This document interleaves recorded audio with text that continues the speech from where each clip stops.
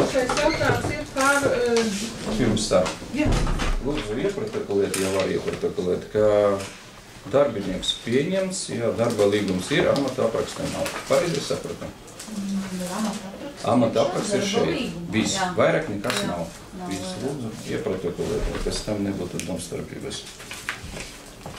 Cilvēks laikam nesaprot, kur viņš pieņemts, par ko viņš pieņemts un kāda viņam tad atbildība.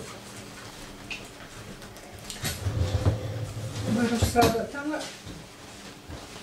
Ja tu var nosaukt par darbu, var strādāt. Nu, visi kopā strādājat. Es vēlreiz, tad varbūt jūs kā priekšsēdētāji varat noreaģēt, ja ir noslēgts līgums.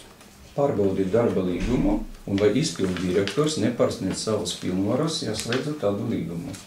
Jo pieņemti darbinieki, kuri nesaprot amata aprakstu, un šeit ir daudzi, es pa diagonāli redzēju, nelieli pārkāpumi. Izvērtēt izpildu direktora rīcību, un es domāju, ka vajag rakstiski paziņot deputātiem par rezultātiem. Jā, paldies. Tad tā ir skaiti izvērtēt. Sevi jūs nevarat izvērtēt. Noslēgtu līgumu ar Komares kundzi, kur pusslodze pārsniedz štata sarakstus paredzētu summu, un man izpratne, tas ir drusku pārkāpums un izpildu direktora, jā. Jums vajag kontrolēt savu darbinieku. Labi, paldies, ka jūs atradāt kļūdu un norādījāt. Mēs jau otru mēnesi norādījām uz to kļūdu. Un rakstiski es neko neesmu saņēmusi vadību tevis. Lūdzu, rakstiski man iesniegties, kad skatīšu. Tikai rakstiski jau būs, jā? Nē, nu, pareizi. Nē, man saprast vajag, ka deputātiem. Jūs nu manis ko gribat? Tikai rakstiski. Es jums norādīju par to, ka jūsu darbinieks nepilda līgumu un drusku kļūdies noslēdzot līgumu ar Komares kundzi, noslēdzot līgumu ar, atvainojos, varbūt nepareizi nosaukšu uzvardu, ar Ilzi, neteiksim kādu uzvardu, jā? Lūdzu izvērtēt, jā? Labi, jūs šodien mutiski to pasakat, pēc 2-3 dienām pateiksiet, ka to neteicāt. Tas ir, kā Igors teica, tas ir apgalvojums, viedoklis vai secinājums. Tas man uzreiz ir tāds nepatīkams. Žēl, ka jūs sakat, tur ir. Krieviski sakot, asadak. Tātad par to, ka es paprasīju izvērtēt Intas Klinžānes līguma likumību. Arī tas var būt tā.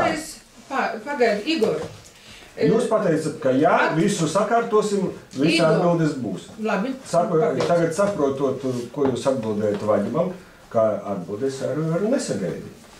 Pabeidzāt? Jā. Pabeidzāt. Tā, pašreiz mēs izskatām citus jautājumus, saprotiet? Nē, mēs vienkārši kontekstā, kas mums šeit sanāk. Pašreiz neiet runa par izpildu direktoras kļūdām, neizdarībām, kaut kādas, nianses, ja? Viņa visu skaidros savā atskaitē. Un līdz atskaitē, kad viņa man sagatavos kārtības sēdē, es skatīšos viņas atskaiti. Tagad es kaut ko nesaprotu galīgi. Tātad jau ietveda kaut ko savāra putru. Mēs gaidīsim un tad mēs no ietvedes gaidīsim atbildi par viņas rīcību. Igor, pabeidzāt? Pabeidzāt? Ka putra savārīta, es šodien tik dzirdu, ka tā savārīta. Par ko? Par Intas Klinžānes līgumu? Par Intas Klinžānes līgumu es biju pasaukusi izpildu direktori. Mēs par tagad runājam par Intas Klinžānes līgumu. Nav jautājumu tagad. Būs jautājums, ir runāsim. Man ir sagatavot atbildi uz to jautājumu.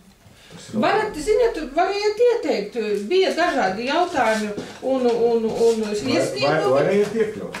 Varējāt iekļaut. Es taču nezinu, ir jūs gatavs. Pagaidiet, bet jūs varējāt ierosināt. Sēdes sākumā, finansu komitejas sēdes sākumā, neatvainojoties vadību.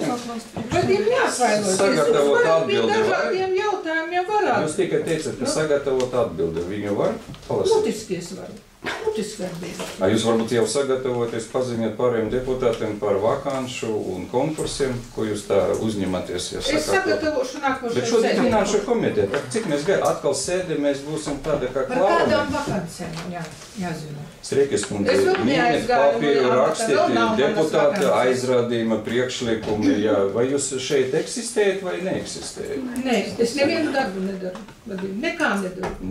Ļoti žēl.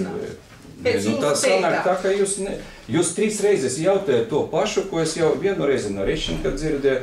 Bija lūgums pārbaudīt, kāpēc izpildu direktors nosūtīja Knabam vēstuli, apējot mūsu lietvedību. Tas bija, man liekas, 4 vai 3 mēneši atpakaļ.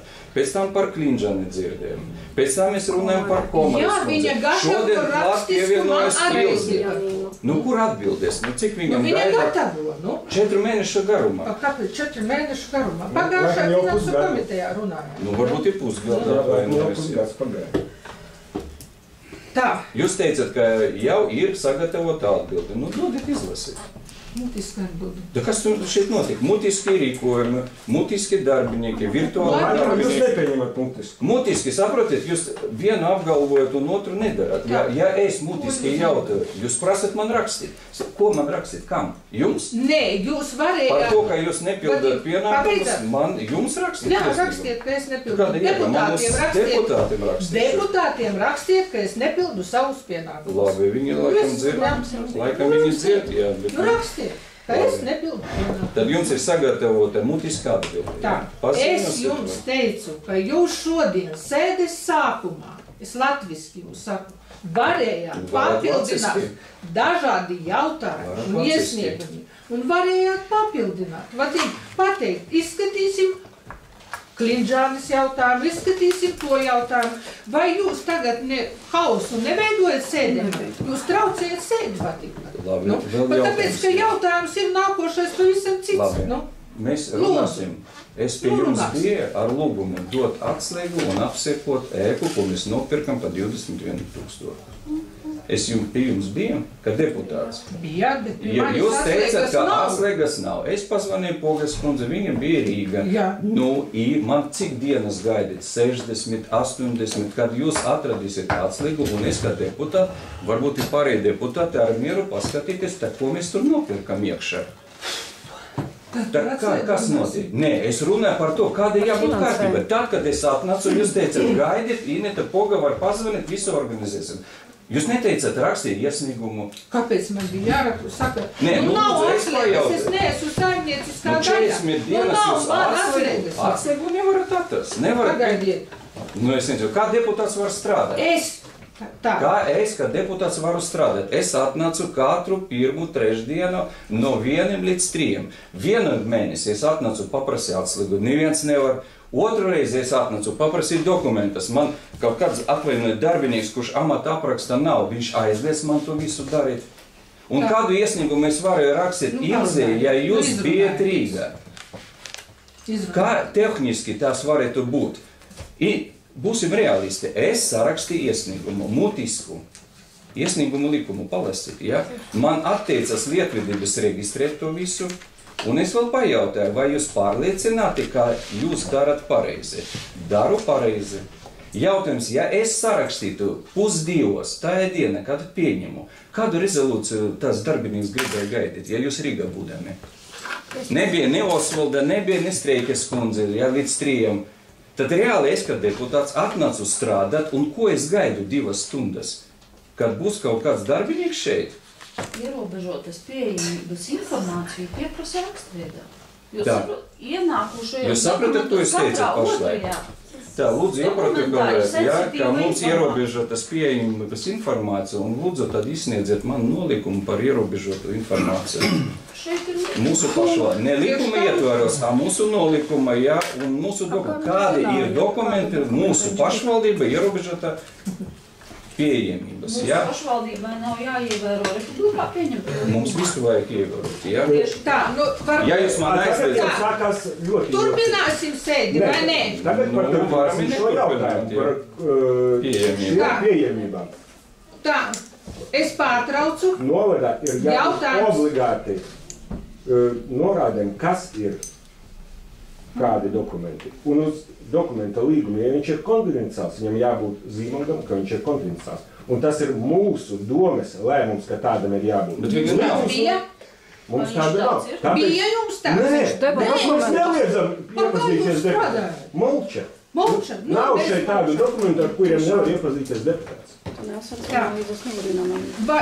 Pēdējā frāze, jā. Man ir lūgums turpināt sēdi. Lūdzu. Man ir jautājums, jā. Jūs pašlaik piekrītat, ka mums nav neviena dokumenta, kurš var apgalvot tāds dokuments vai tāds dokuments ir ierobežota pieejamības dokuments. Nav. Tikai jūs man radīsiet likumu, jā? Jā, lūdzu ar atpakaļ datumu, nestrādāt pie nolikuma, jā, un neparakstīt, jā? Nolikuma nav. Nav. Viss, paldies, jā. Viss. Tad mēs strīdēsimies tā. Tā, nākošais jautājums.